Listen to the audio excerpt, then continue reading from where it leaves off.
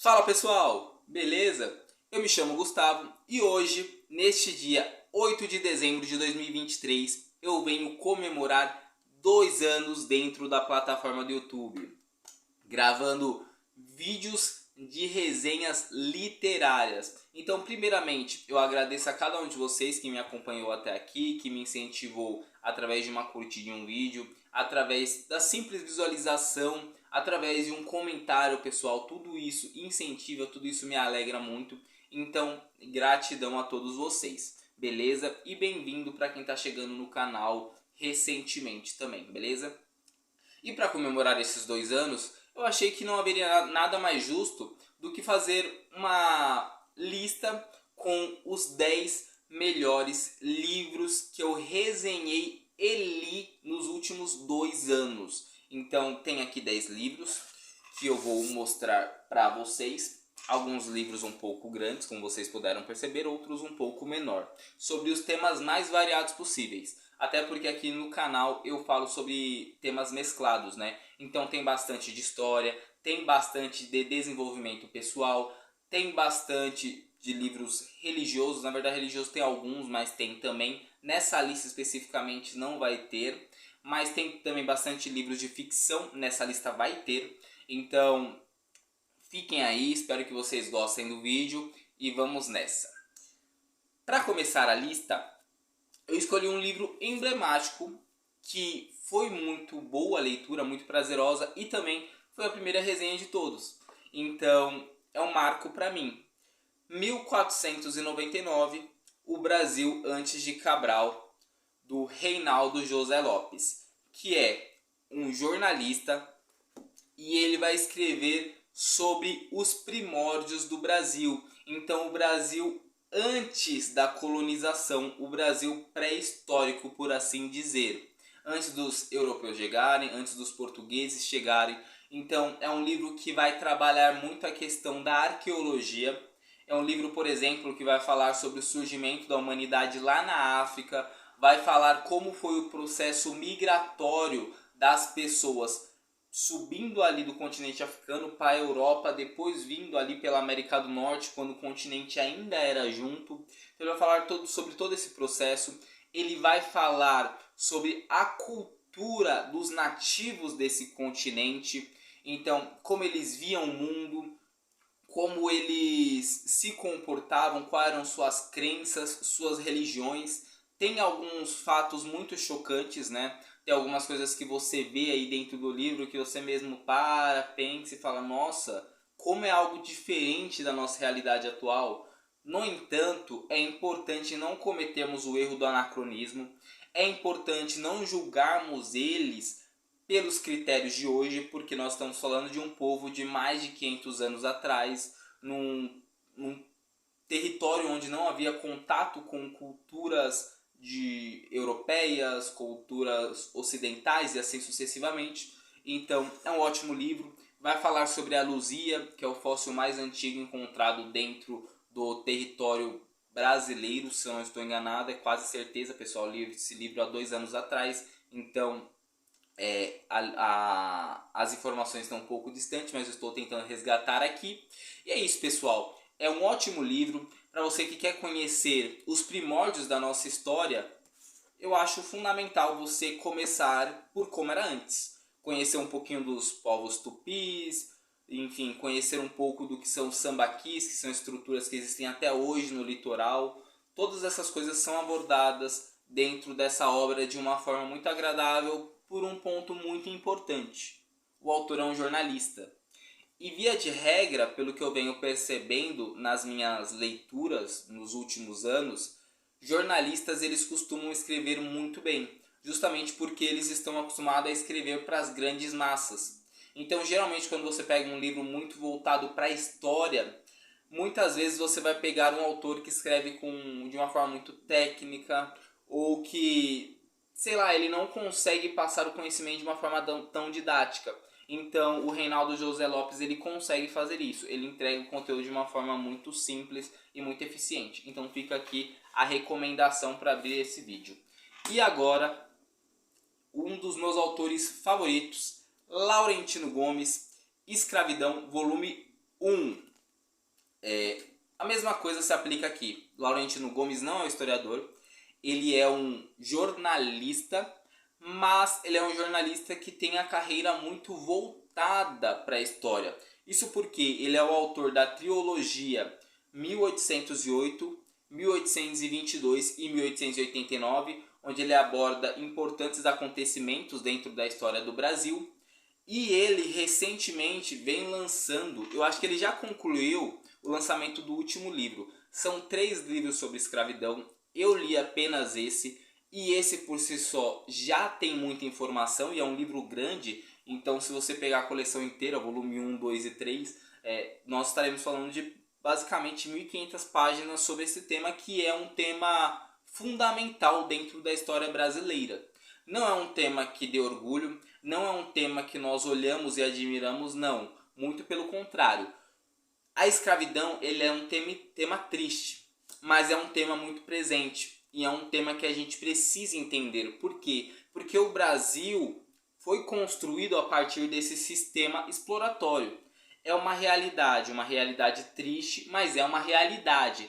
Então nós precisamos conhecer a escravidão. E dentro desse livro, o Laurentino ele faz isso de uma forma muito boa. O livro é extremamente informativo, ele pega ali a escravidão desde os primórdios. Então ele fala que a escravidão, a princípio, não era uma escravidão voltada para a exploração dos negros, muito pelo contrário. As primeiras escravidões que nós temos registros são escravidões por dívidas e escravidões por guerra. Então ou você se endividava e você virava um escravo, ou você perdia uma batalha para algum grupo e você se tornava um escravo. Então basicamente eram esses 2 tipos de escravidão.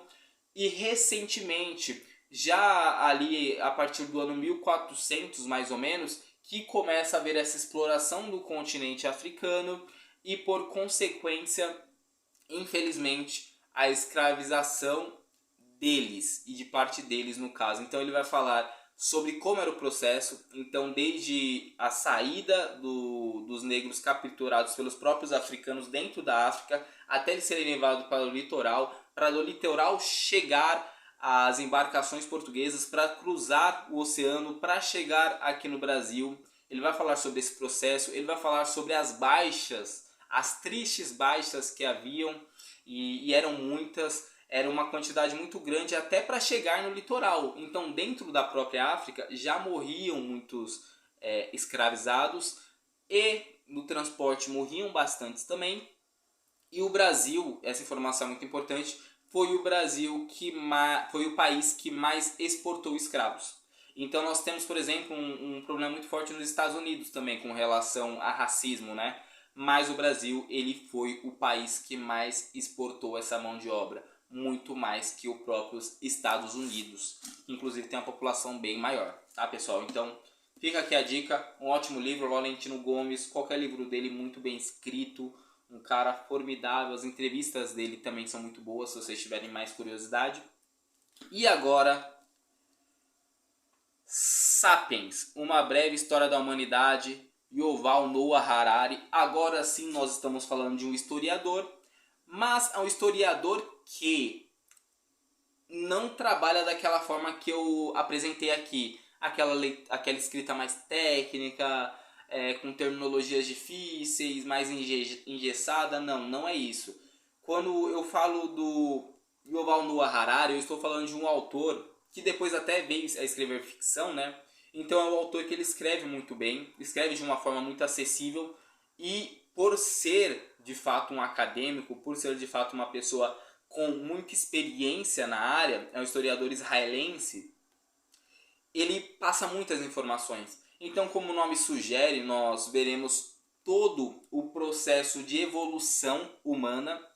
Tanto é que o livro ele vai começar falando sobre a revolução cognitiva. Então ele vai falar como o nosso cérebro se desenvolveu, como foram as mudanças. Depois ele vai falar sobre a revolução agrícola, o quanto que a agricultura ela mudou completamente a nossa alimentação, o quanto que foi importante, por exemplo, o fogo em nossas vidas, porque a partir do momento, você vê como é complexo, a partir do momento que os sapiens começaram a utilizar o fogo para cozir alimentos, eles começaram a se alimentar de uma forma muito mais simples e fácil.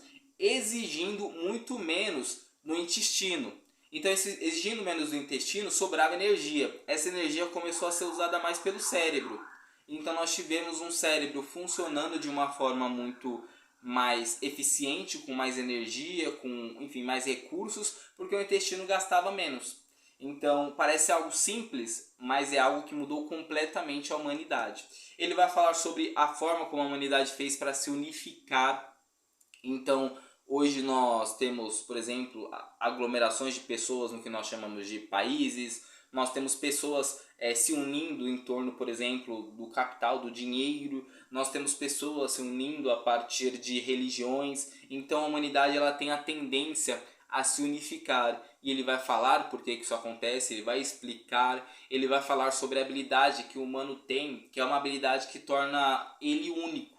Só o ser humano tem isso, só os homens e as mulheres, só nós temos isso. Que é o quê? É a capacidade de acreditar em histórias, de acreditar em crenças, de pegar coisas que não necessariamente existem e acreditar 100%. Isso se aplica ao dinheiro, que é só uma ideia, mas nós compramos essa ideia veementemente. Isso se aplica também a várias questões. Isso se aplica à própria religião, porque mesmo que você tenha alguma religião e você creia de fato que a sua é a verdadeira e tudo bem, e as outras pessoas que têm outra religião e creem tão firmemente quanto você.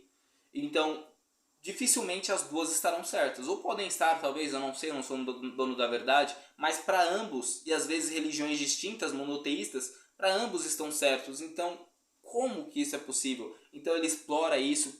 E para finalizar com chave de ouro, ele fala sobre a revolução tecnológica. Então ele vai falar sobre como a tecnologia vem vindo e como que isso pode ser até prejudicial para a humanidade a longo prazo. Mas também traz benefícios, claro. Estamos falando da extensão da vida, da facilitação do alimento, diminuição da pobreza e assim sucessivamente. Então, mais uma indicação aqui, um ótimo livro. Esse Sapiens aqui não só tem a resenha no canal, como também eu peguei cada uma das 4 partes dele, porque o livro é dividido em 4 partes. Revolução cognitiva, revolução agrícola, unificação da humanidade e revolução tecnológica, salvo engano. Então tem vídeo sobre essas 4 partes separadas e do livro inteiro também. E agora mudando um pouco de tema, saindo de história, vamos falar sobre um livro de desenvolvimento pessoal e que para mim foi muito importante. Comunicação Assertiva, da Débora Brum, que é uma fonoaudióloga que se especializou em dar palestra para as pessoas, ensinando sobre oratória, sobre dicção, sobre linguagem corporal, entre outras coisas.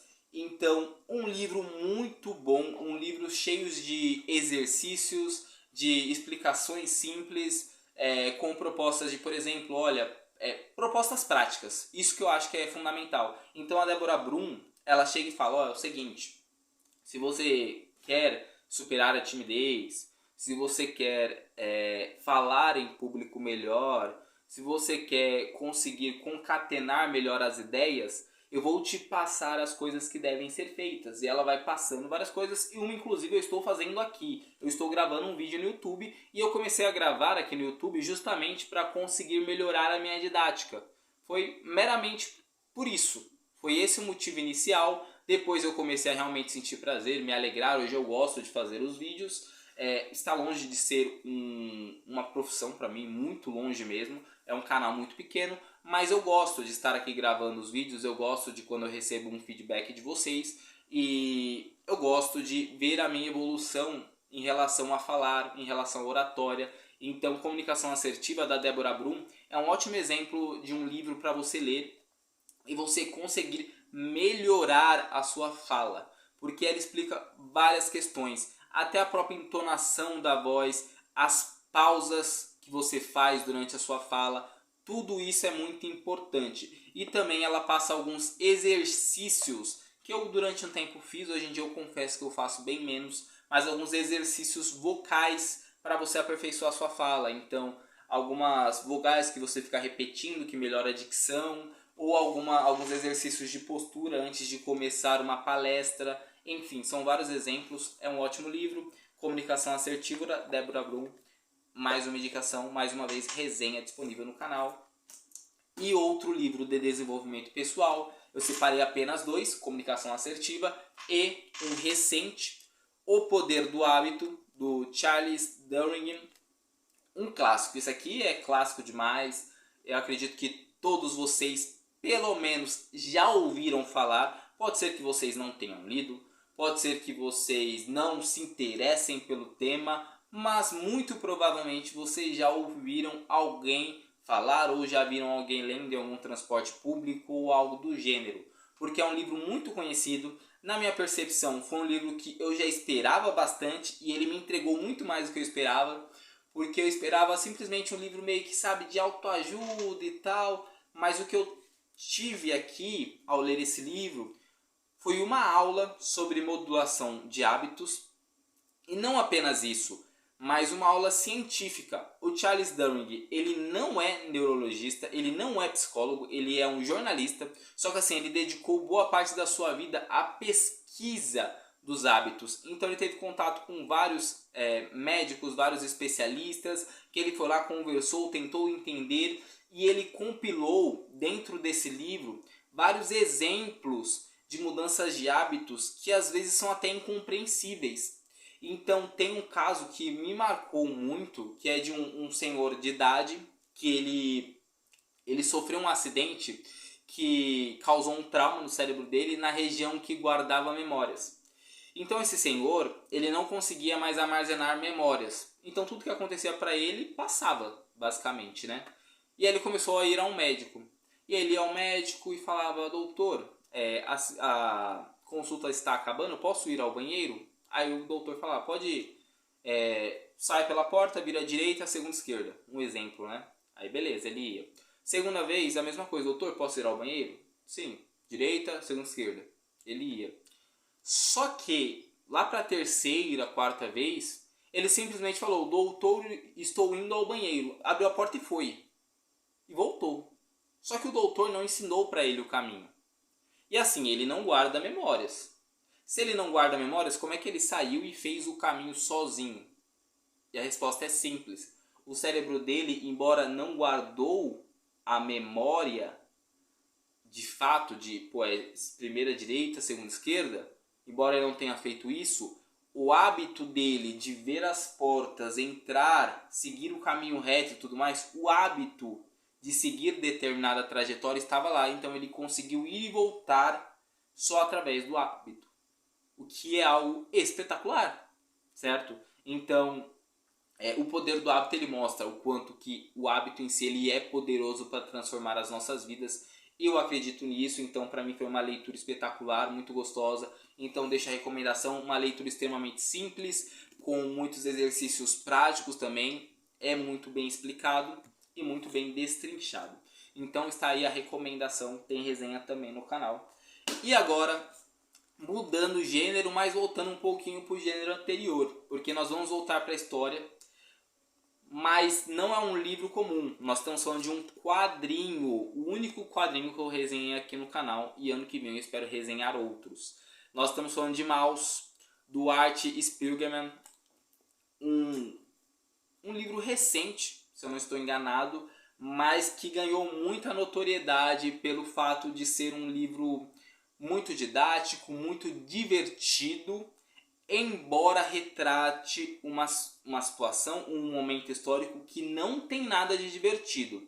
Nós estamos falando aqui do regime alemão, nós estamos falando aqui do período do Holocausto, ali na Segunda Guerra Mundial, que infelizmente vitimou mais de 6 milhões de judeus. Então é um momento também muito triste. Assim como quando eu falei da escravidão, é algo que nós precisamos conhecer, mas que não necessariamente nós vamos ler e nos orgulhar disso. Pelo contrário, é algo triste, é algo vergonhoso para a história da humanidade, mas é algo que aconteceu. Então nós temos que tentar entender, né, o processo todo.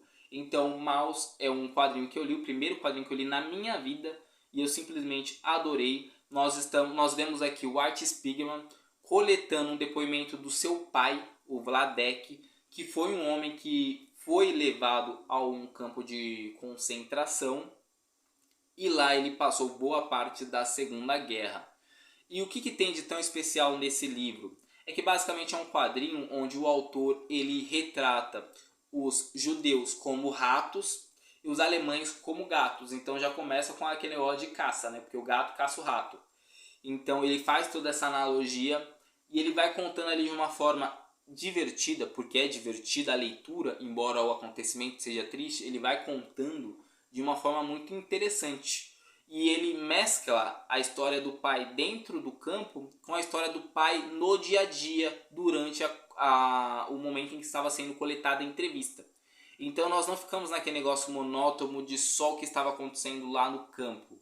Não, nós temos também o Vladek no presente. E nós inclusive conseguimos perceber coisas, traumas que ficaram no Vladek no futuro, certo? Então é um quadrinho muito legal. Deixo a indicação do livro para vocês. E agora nós vamos falar sobre livros de ficção, que eu sei que é um tema que muitas pessoas aqui se interessam. Então vamos começar por um clássico. George Orwell, A Revolução dos Bichos. Esse livro eu li 2 vezes, eu havia lido há uns 7 anos atrás, e aí há mais ou menos 1 ano eu li simplesmente porque eu queria gravar uma resenha aqui no canal. Então falei, poxa, eu já li esse livro, na época eu gostei, eu vou reler ele e vou gravar um vídeo. E assim, é um negócio maravilhoso que o George Orwell consegue fazer dentro dessa obra. Ele trabalha com uma fábula, né? Então ele dá voz a personagens. Então ele pega porcos dentro de uma granja, a granja do Solar, que é governada pelo Sr. Jones. O Sr. Jones é um homem normal e ele explora os animais. Então os animais a todo momento ali estão produzindo, estão se esforçando, mas eles são explorados pelo Sr. Jones. Em determinado momento, um porquinho chamado Major, ele começa a pregar ideias revolucionárias. Olha, pessoal, nós estamos sendo explorados por esse rapaz aí, hein? Vamos fazer alguma coisa, vamos fazer uma revolução.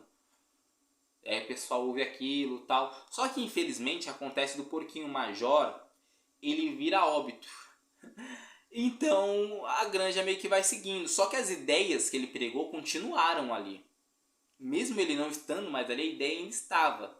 O que já podemos analisar e vincular, por exemplo, as ideias do Marx, né? Porque esse livro tem todo um vínculo histórico. Então aí nós temos a questão do Marx, né? De ter pregado as ideias, ter morrido antes de pô-las em prática, mas as ideias dele se estenderam pela história. Então beleza. Aí os porquinhos lá, os outros animais também, eles decidem fazer a revolução, eles fazem. Eles depõem o Sr. Jones, tiram ele para fora. E aí assume o porco Bola de Neve, o porco Napoleão. Tem um conflito entre eles depois. E aí fica só o porco Napoleão no comando. Só que acontece, esse livro ele é uma fábula que satiriza o regime stalinista e a Revolução Russa. Então, por exemplo, a Revolução dos Bichos, em relação ao Sr. Jones dentro da Granja do Solar, é basicamente a revolução das pessoas dentro da Rússia, à época e posteriormente a União Soviética, ali em 1917, se eu não estou enganado. Então, é basicamente isso que acontece, é uma paródia, ele retrata exatamente a revolução e tudo mais, e ele retrata também como que o ser humano ele é corruptível. Por quê? Porque Napoleão, ele chega ao poder. Em determinado momento ele começa a explorar mais os animais do que o próprio Sr. Jones. O Napoleão ele estabelece regras de igualdade, mas ele se beneficia das regras enquanto os animais não têm benefício nenhum. Ou seja, em determinado momento o porquinho Napoleão ele se torna um líder autoritário, um ditador, tal qual Stalin, que é um representante da revolução. É claro que ele não fez a revolução, ele assumiu quando a revolução já havia sido feita há décadas, ele assume depois. Só que ele foi um ditador que pegou a revolução, jogou as ideias por água abaixo, se tornou um cara lastimável, que foi uma das pessoas que mais trouxe vítimas dentro da história. Então é algo vergonhoso, mas é um livro muito bem escrito, muito gostoso, um livro que uma criança pode ler e entender. E eu deixo aqui uma indicação: se vocês forem ler esse livro, tentem pesquisar um pouquinho sobre a Revolução Russa. Tem uma série até na Netflix, na Netflix interessante. Chama Os Czares, e também tem um documentário do History Channel, também muito interessante, sobre a Revolução Russa, se eu não estou enganado. Tá bom, pessoal? Então fica aí a dica. E aqui dentro da ficção, agora nós temos um outro clássico, um clássico da literatura russa, Lev Tolstói, A Morte de Ivan Ilitch. Meu primeiro contato com ficção, aliás, com a literatura russa e ficção também, né? A Morte de Ivan Ilitch, um livro muito pequeno, eu acho que tem 100 páginas aqui, mas foi um livro que me impactou demais. Porque aqui nós temos o Ivan Ilitch, né? Que, como o título sugere, ele morre. E não é spoiler nenhum isso, ele morre de fato. Só que qual é o ponto dele morrer? Pô, vou ler um livro que o cara morre e o nome do livro já diz que ele morre, já tem spoiler na capa e tal, meio sem graça, né? Mas não é sem graça. Porque o que acontece? O Ivan Ilitch, durante toda a vida dele, ele foi um cara que estabeleceu relações líquidas. Para quem não sabe o que é relação líquida são relações rasas, superficiais, relações vazias. Mundo líquido, relação líquida, é um termo cunhado por um pensador chamado Zygmunt Bauman. Ele fala muito sobre as relações líquidas. O Ivan Ilitch, ele estabeleceu essas relações dentro de sua vida. Então, ele escolheu amizades pelo status. Ele escolheu a esposa porque ela entregava benefícios. Nada na vida dele foi feito com paixão, com amor, com tesão. Não. As coisas na vida dele foram feitas por estratégia, por arranjo político e assim sucessivamente. E o que acontece? Quando a hora de sua morte chega, ele se senta para um banquete de consequências do que ele havia feito durante toda a sua vida. E ele vê no seu velório, porque o que pesa é que nós vemos ali o Ivan Ilitch contemplando a cena do seu velório e observando como as pessoas estavam se comportando após a morte dele. E ele percebe que os amigos dele, eles não estavam tristes. Eles estavam ali, meio que por diplomacia, e eles estavam jogando cartas no funeral. A sua esposa, que deveria ser a pessoa que mais o amava, a pessoa mais próxima, é que perto da morte dele ele já estava meio afastado dela. Mas essa mulher, ela primeiro que abandonou ele no momento da enfermidade e, segundo, quando ele de fato falece, ela começa a se preocupar, durante o velório dele ainda, sobre como ganhar mais dinheiro do governo. Ou seja, basicamente, tudo que ele viveu, tudo que ele construiu durante a vida dele, foi tão raso que quando ele faleceu, basicamente ninguém se lembrava, basicamente ninguém sentia saudade, basicamente ninguém o amava. Então é um livro meio triste, mas nós vemos várias reflexões ali e é um livro que mexe bastante com a gente. Então uma indicação de um livro extremamente rápido. Quero ler um livro ainda em dezembro, tal, tá acabando o ano. Uma ótima escolha. Talvez a melhor para esse aspecto, né? Por ser curto e tudo mais. E aqui, Júlio César de William Shakespeare. Meu primeiro contato também com Shakespeare. E eu simplesmente amei. Primeiramente porque é uma peça histórica, então eu comecei por algo que eu gosto. O Júlio César, muitos chamam ele de o primeiro imperador romano. É um termo meio complicado de ser usado porque ele não chegou em vida a assumir a coroa. Então ele não foi de fato um imperador, embora muitas pessoas considerem. Mas ele chegou sim a governar Roma sozinho durante um período, claro que com a ajuda dos senadores, que sempre foram presentes na Roma, mas ele foi ali a principal figura durante o período após o término do primeiro triunvirato, que era um regime de 3 líderes. Salvo engano, era composto pelo Pompeu, pelo Crasso e pelo próprio Júlio César. Pompeu e Crasso, em conflitos ali, eles acabam perecendo, resta apenas o Júlio César, e o Júlio César ele estabelece seu reinado ali com muitas vitórias, muita expansão. E aí nessa obra aqui, nós vamos ver o William Shakespeare retratar a vida do Júlio César, mas já no período final, já no declínio, já quando o Júlio César não tinha mais tanto vigor, não tinha mais tanta energia para os combates, já era um cara ali que estava mais na encolha, né? Mas ainda assim um cara muito respeitado. E basicamente qual é a grande coisa desse livro? Primeiramente que Júlio César quase não aparece no livro. Eu acho que o Júlio César aparece 3 vezes, se eu não estou enganado. Em 3 debates ele aparece. Fora isso, o livro ele é construído completamente em um debate de narrativas, um debate de diálogos entre as pessoas que conspiravam contra Júlio César, então as pessoas que queriam derrubá-lo do poder, e as pessoas que apoiavam ele. Então, basicamente, vai ser uma disputa de narrativa entre esses dois grupos, onde nós vamos ver ali várias questões dentro da história, questões de trapaça, questões de artimanhas ardilosas ali dentro. E nós vamos ver o desfecho dessa história. Não é spoiler dizer que o Júlio César acaba morrendo, né? É natural, é a história, né? O livro é sobre isso.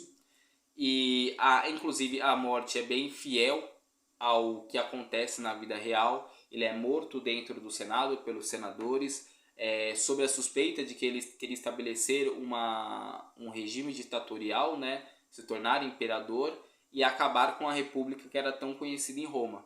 Então é isso que põe fim à vida dele, e é isso que William Shakespeare explora dentro dessa peça, inclusive com aquela icônica cena no final, quando Brutus dá a facada nele após os outros já terem dado também.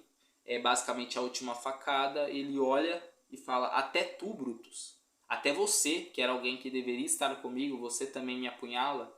Então essa parte é muito conhecida, né? Até tu, Brutus. Assim como na Revolução dos Bichos tem aquela frase que eu esqueci de citar, né? Mas é importante. Alguns animais, todos os animais são iguais, mas alguns são mais iguais que outros. Eu acho que dentro dessa peça do Shakespeare, essa é a principal frase. Até tu, Brutus. É algo que até hoje nós falamos, né? Para um traidor, enfim. E para finalizar,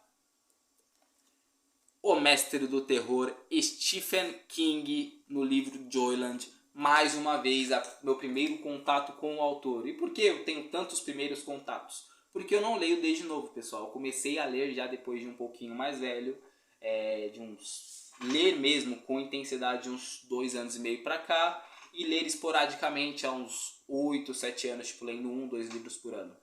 Então, Joyland do Stephen King, livraço. Meu primeiro contato com o autor, eu acho que provavelmente esse livro deve ser um dos melhores para começar, porque é um livro curto.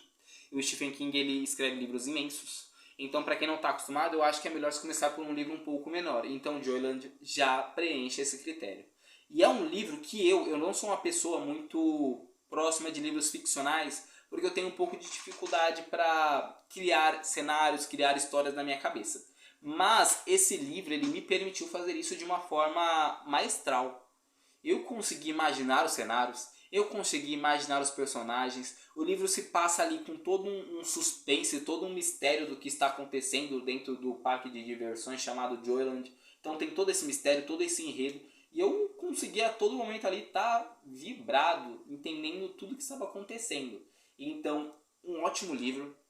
Se você quer um livro de ficção aí para conhecer Stephen King, fica a recomendação. Nós temos aqui também toda a questão de um romance. Nós temos o personagem principal, que é o Devin Jones, falando sobre sua vida, que era uma vida meio sem graça. De repente surge todo um mistério sobre um fantasma dentro do parque de diversão que ele está trabalhando. E aí nós vemos todo o decorrer da história, onde vai ter alguns romances e algumas coisas assim. E é um livro muito bacana. E para finalizar, pessoal, tem um bônus, tem um livro extra. E aí fica meio que contradizente, né? Pô, você falou 10 livros, você já falou 10, agora você vai pro 11º? Tem um X da questão, esse livro com certeza estaria entre os 10. No entanto, esse livro eu não terminei de ler, não tem resenha no canal. Mas é um dos livros que mais tem conteúdo, porque este livro aqui, O Holocausto, do Lawrence Hills, ou seja, o mesmo tema ali do livro Maus, né, que vai falar ali sobre o período do Holocausto. Esse livro fala sobre isso também, só que é um livro grande, de 600, 700 páginas. Eu não estou nem na metade. Só que por que esse livro demora tanto? Primeiro que eu não estou lendo ele agora. Eu comecei a ler ele no ano passado e parei também no ano passado. E eu pretendo retomar agora em dezembro a leitura dele. E esse livro, eu resenho ele parte a parte aqui no canal. Então eu li os primeiros 7 capítulos, se eu não estou enganado. e tem numa playlist aqui dentro do YouTube os 7 primeiros capítulos. E provavelmente ainda esse ano, talvez o vídeo comece a sair em janeiro, eu não sei, mas eu vou voltar a ler esse livro e vou voltar a resenhar parte a parte novamente, assim como eu estava fazendo para por fim resenhar o livro total. Mas pessoal, isso aqui é espetacular. É espetacular. É uma das leituras mais absurdas que eu já fiz, que eu já tive contato. Não é porque o autor é espetacular, primeiro que o autor é muito bom, se não me engano, inclusive é um historiador renomado, só que ele consegue explicar tão bem o processo do Holocausto, mas não é só o processo do Holocausto em si. Eu nem cheguei no Holocausto, eu estou quase na metade do livro, eu nem cheguei no Holocausto. Ele constrói todo o cenário da Europa durante os anos que precedem a Segunda Guerra Mundial. Ele até pega um pouquinho da Primeira Guerra Mundial ali, para mostrar que o antissemitismo ele já existia. Não foi o líder da Alemanha, que eu não quero falar o nome aqui, que foi sozinho responsável, não. O sentimento antissemitismo, esse preconceito, ele já existia. É claro que o rapaz ele aumentou isso, ele explorou isso com a sua oratória que era muito boa. Não estou elogiando ele, é só uma constatação. Isso de fato é uma das características dele, né? Ele falava muito bem, ele se expressava muito bem, por isso chegou onde chegou, por isso influenciou como influenciou. E ele foi muito importante para que esse absurdo acontecesse, né, do Holocausto. No entanto, o sentimento antissemitista já existia. Claro que não era algo que as pessoas queriam acabar com os outros, mas eles já tinham algum preconceito. Então, é uma dica bônus que eu vou voltar a explorar dentro do canal no decorrer do próximo ano, certo? Quem sabe até no finalzinho desse também. Então é isso, pessoal. Espero que vocês tenham gostado. Foram os livros que eu apresentei aqui no canal. Se vocês gostaram, deixem um like, deixem um comentário. Muito obrigado por tudo. Muito obrigado por esses 2 anos de canal. Um canal que, como eu disse, eu comecei simplesmente para desenvolver minha oratória. E que eu pude receber inúmeros comentários que me deixaram muito feliz em vários vídeos distintos. Então, muito obrigado. Sou muito grato mesmo. Fico muito feliz quando vejo que as pessoas realmente gostaram do conteúdo, porque a minha ideia é essa, tá bom? Então, muito obrigado por tudo. Se você gostou do canal, se inscreva. É isso. Um forte abraço.